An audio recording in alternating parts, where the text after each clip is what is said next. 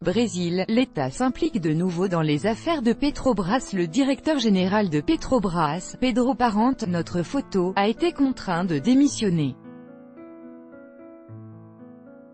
Reuters, Sergio Moraes, file photo au Brésil, les routiers qui ont bloqué le pays pendant 10 jours, pour protester contre la politique des prix des carburants, ont salué la démission hier de Pedro Parente, le directeur de l'entreprise pétrolière publique Petrobras.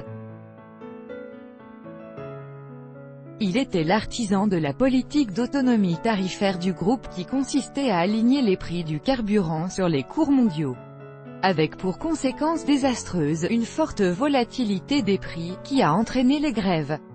Désormais, l'État est de retour.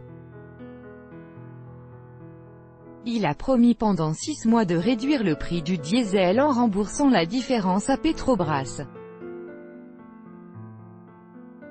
Selon la presse brésilienne, Ivan Monteiro, le directeur financier du groupe, deviendrait directeur général à la place de Pedro Parente, dont la position était devenue intenable.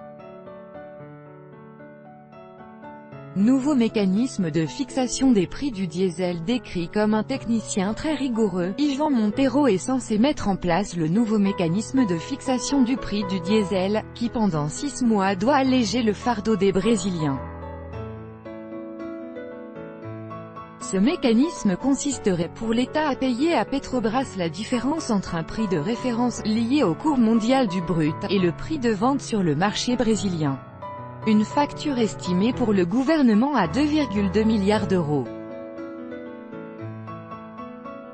Le président brésilien, le très impopulaire Michel Temer, l'assure, l'État ne veut pas influer sur la politique de fixation des prix de Petrobras.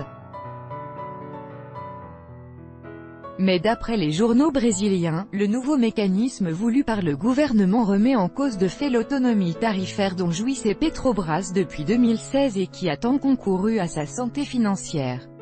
Le départ de Pedro Parente mal perçu. D'ailleurs, les marchés financiers ont très mal perçu le départ de Pedro Parente, crédité pour avoir redressé les comptes de l'entreprise publique qui, à son arrivée, était fortement endettée et minée par les affaires de corruption.